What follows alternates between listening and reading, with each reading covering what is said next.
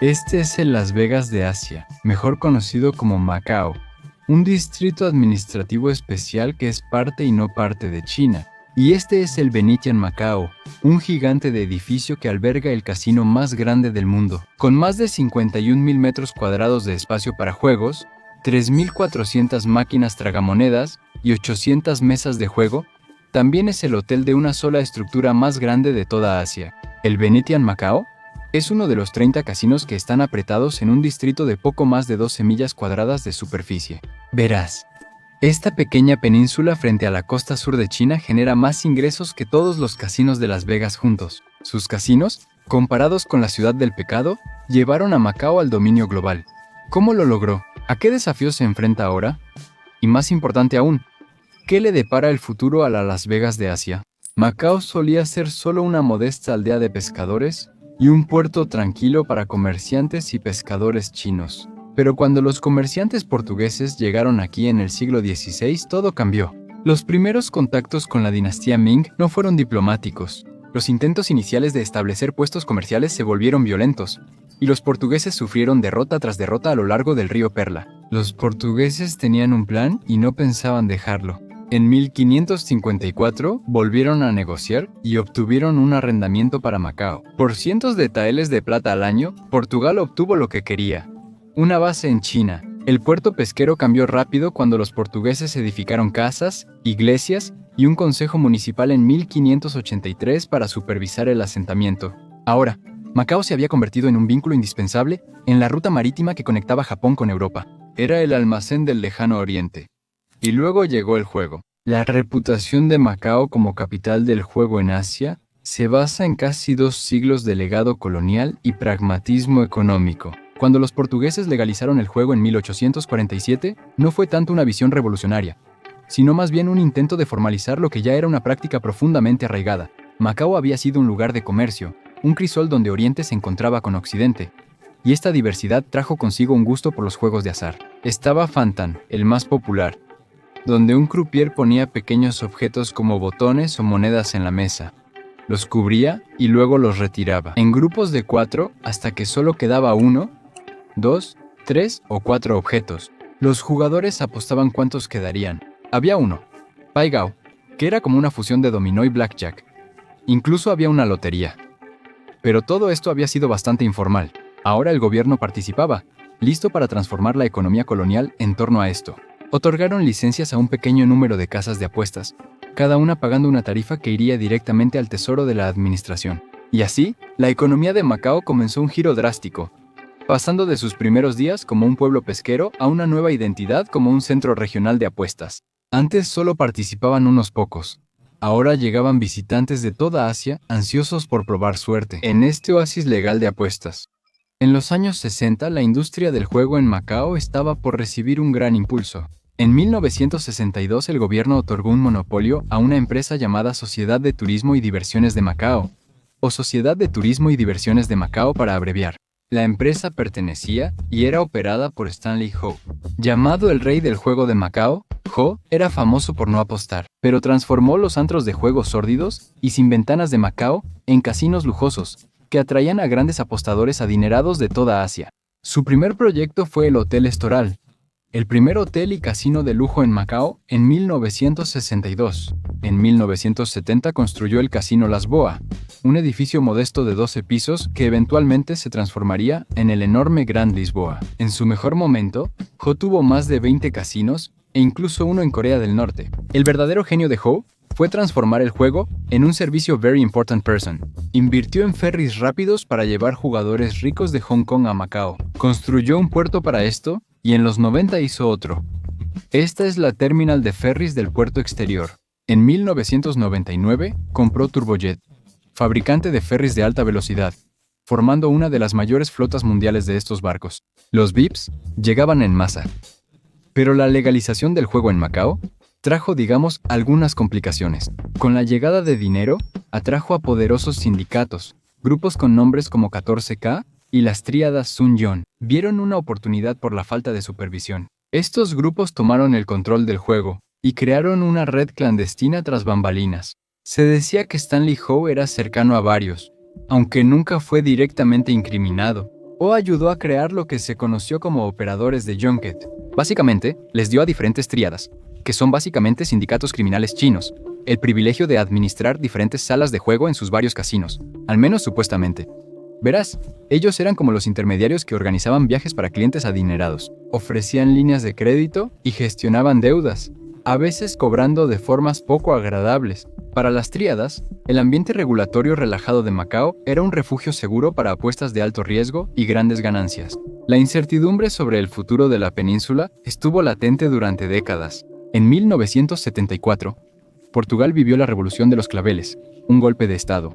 Con el anterior gobierno autoritario derrocado, Portugal comenzó a retirarse de sus territorios coloniales de ultramar. Macao fue uno de ellos. En 1978, Portugal quiso devolver Macao a China, pero Pekín se negó porque negociaba con los británicos sobre Hong Kong. Temían que avanzar rápido con Macao sorprendería a los británicos y haría ver a China como ansiosa por más territorio. Pero en 1987 finalmente redactaron este tratado, la Declaración Conjunta sobre la Cuestión de Macao. China y Portugal acordaron que Macao volvería a ser territorio chino y que la República Popular China retomaría su soberanía desde el 20 de diciembre de 1999. Además, Macao sería gobernada bajo el principio de un país, dos sistemas. La península pasó a ser una región administrativa especial, como Hong Kong. El tratado define 12 políticas que regulan el sistema de un país, dos sistemas. China tendría soberanía sobre Macao y controlaría las relaciones exteriores y la defensa, pero los sistemas sociales y económicos actuales en Macao permanecerían sin cambios y los derechos y libertades de los habitantes serían protegidos. El portugués siguió como idioma oficial, lo cual es clave para la industria de los casinos. Macao pudo mantener y desarrollar relaciones económicas y culturales, y celebrar acuerdos con países, regiones y organizaciones internacionales interesadas, así como mantener un puerto libre y un territorio aduanero separado para fines de sus actividades económicas, y que se mantendrá el libre flujo de capital.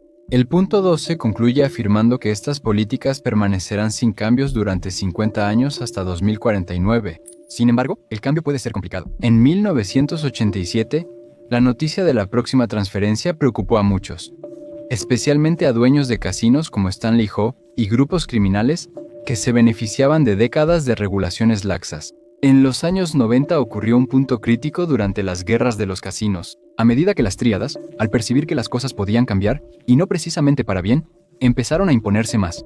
Mientras las tríadas rivales competían por controlar los junkets, sus métodos se volvieron más violentos, usando ataques para intimidar y consolidar su control en la industria. Hubo tiroteos públicos y ataques a funcionarios del gobierno. El Wall Street Journal llamó al centro urbano de Macao las 6 millas cuadradas más anárquicas del planeta. En diciembre de 1999, Macao fue entregada a China y las guerras de casinos terminaron. La duda sobre quién tenía el poder en Macao persistía, anticipando una nueva era bajo dominio chino con apuestas mayores. Entonces, ¿qué pasó? ¿Cómo pasó Macao de ser descrito como las 6 millas cuadradas más anárquicas del mundo a ser una de las economías más poderosas? La respuesta, al parecer, está en las compañías estadounidenses de casinos. Cuando Macao fue entregada a China en 1999, su futuro era incierto. Las guerras de casinos de los 90 dejaron cicatrices en las calles, y las tríadas seguían influyendo tras bambalinas. Para Pekín, el regreso de Macao fue una prueba y oportunidad para convertir la ciudad en potencia económica de manera inesperada. Gigantes extranjeros de los casinos, gigantes estadounidenses de los casinos, para ser precisos. ¿Podrían las corporaciones estadounidenses cambiar la suerte de Macao? La respuesta llegó pronto. En 2002, el gobierno de Macao rompió el monopolio de 40 años de Stanley Ho sobre el juego, algo impensable. Macao abrió las puertas a jugadores extranjeros, y las apuestas no podían ser más altas. Las Vegas Sands, liderada por el magnate de casinos Sheldon Adelson, fue de las primeras en entrar, y en 2004 Adelson inauguró esto. The Sands Macao, un casino enorme y reluciente diseñado para atraer a la gente y hacer que regresen por más. En solo 10 meses, The Sands recuperó toda su inversión de $240 millones, desatando un auge económico que transformaría Macao. The Sands no solo trajo un nuevo casino, sino una nueva experiencia de juego. En vez de los salones oscuros y llenos de humo, donde Stanley Ho hizo su fortuna en Macao, Ahora había espacios abiertos y luminosos inspirados en los grandes casinos de Las Vegas. Visitantes de China continental, donde el juego era ilegal pero culturalmente arraigado, llegaban en masa. Los nuevos casinos de Macao cambiaron la ciudad de un lugar olvidado a una capital deslumbrante del azar. Y los resultados fueron asombrosos. En 2006, los ingresos de juegos en Macao llegaron a casi $7,000 millones, superando a Las Vegas por $500,000 y convirtiéndose en el centro de juegos más rentable del mundo. Y al recibir a 24 millones de visitantes ese año, Macao se volvió tan popular como Hong Kong por primera vez en al menos 150 años. Para Pekín, la transformación de Macao fue un éxito estratégico y brindó una vía de escape controlada para el gasto chino. A solo un viaje en ferry de Hong Kong y el continente, la nueva Macao atraía a millones. En 2018, más de 35 millones de turistas visitaron el territorio, la mayoría de China continental. Un experimento arriesgado se volvió motor económico, aunque la prosperidad tenía condiciones. Los grandes casinos estadounidenses quedaron en una situación inusual, dependiendo de la tolerancia y decisiones políticas del gobierno chino. Las campañas anticorrupción afectaban el juego de altas apuestas en Macao, mientras autoridades buscaban controlar la fuga de capitales y el lavado de dinero. La dependencia del juego hizo al territorio vulnerable a las fuerzas que causaron su auge. Para Macao, esta nueva era de prosperidad venía acompañada de una pregunta. ¿Podía la economía de la ciudad realmente sostenerse solo con el juego?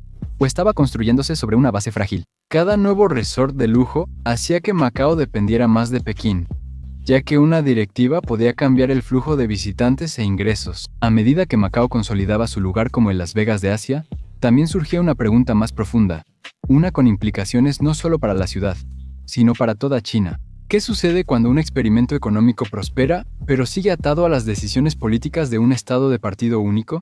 Vamos a desglosarlo, ¿de acuerdo? La designación de Macao como región administrativa especial le ha permitido a China experimentar con el capitalismo mientras sigue siendo socialista y o autoritaria. Macao funciona como campo de pruebas para políticas que luego podrían usarse en ciudades del continente. Pekín puede probar modelos económicos y regulaciones en Macao antes de aplicarlos ampliamente. Esto llevó a algo que muchos expertos llaman capitalismo de casino. Básicamente, los casinos de Macao cumplen una doble función. Son lugares de entretenimiento y ganancias. Sí, pero también son herramientas para crear una nueva identidad china postsocialista.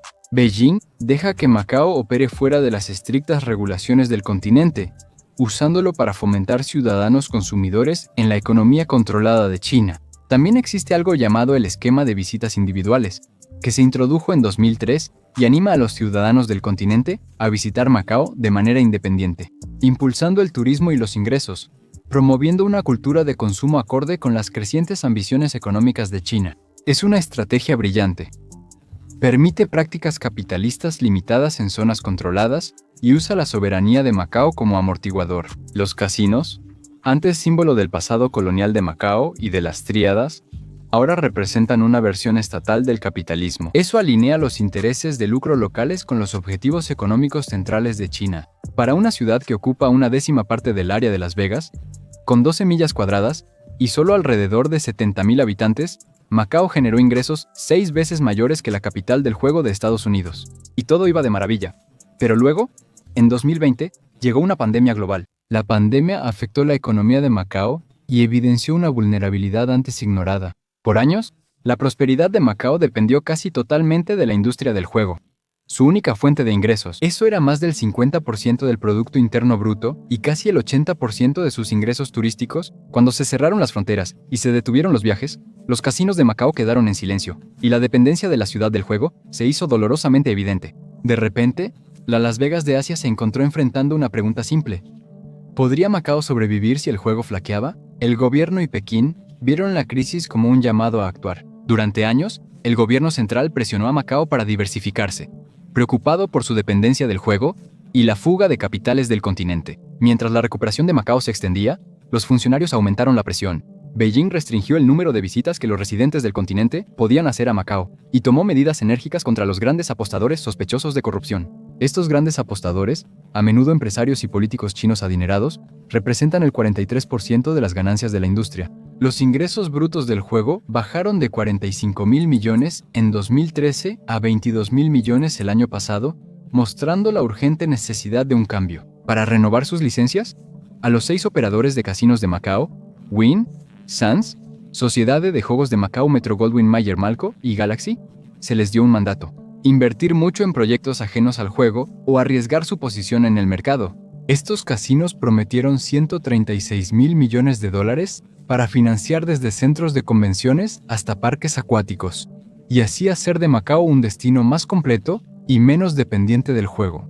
Por ejemplo, el parque de diversiones de alta tecnología de 61,000 metros cuadrados de Galaxy Entertainment Group está en desarrollo. El grupo Galaxy amplió su Resort Galaxy con un parque acuático y una arena de conciertos. También está la nave espacial Chimelong, que está destinada a convertirse en el parque temático cubierto más grande del mundo. Pero aunque los proyectos suenan prometedores, el cambio es más fácil decirlo que hacerlo. En 2022, el juego seguía representando casi el 95% de los ingresos turísticos de Macao, mostrando el reto que enfrenta. El experimento del gobierno es tan ambicioso como incierto. A los casinos de Macao se les dieron antiguos distritos para remodelar, todos con valor histórico o cultural. Las autoridades locales esperan que estas inversiones revitalicen la ciudad, manteniendo su arquitectura y promoviendo la herencia portuguesa y china de Macao. La transformación busca que Macao se acerque al modelo de Las Vegas, donde el 70% de las ganancias de los casinos no provienen del juego. El camino de Macao hacia la diversificación es incierto, y muchos dudan si estos cambios transformarán la identidad de la ciudad. Para los operadores de casinos, cumplir con la diversificación del gobierno podría implicar sacrificar rentabilidad.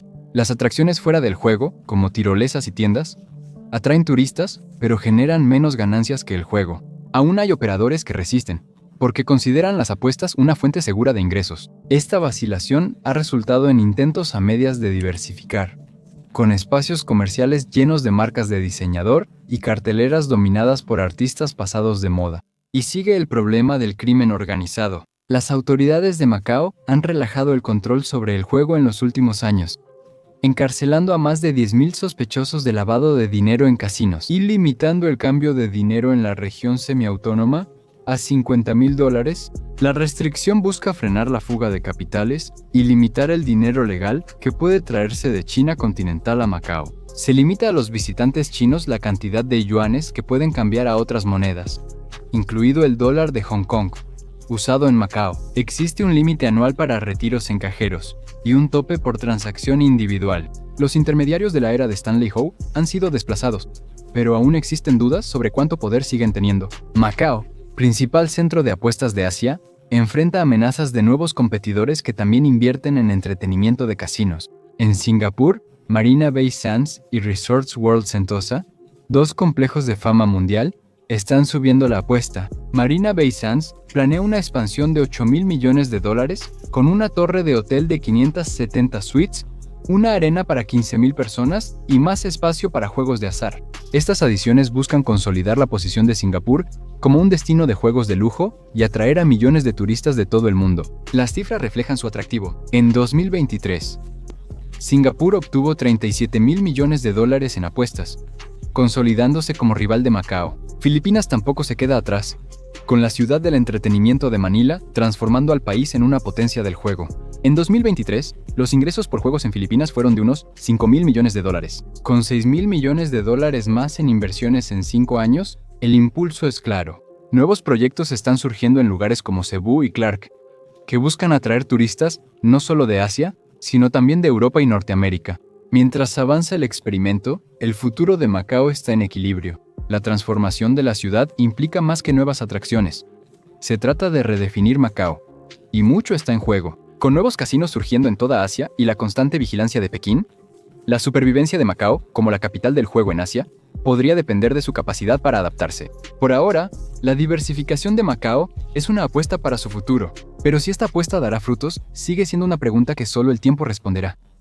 Gracias por vernos.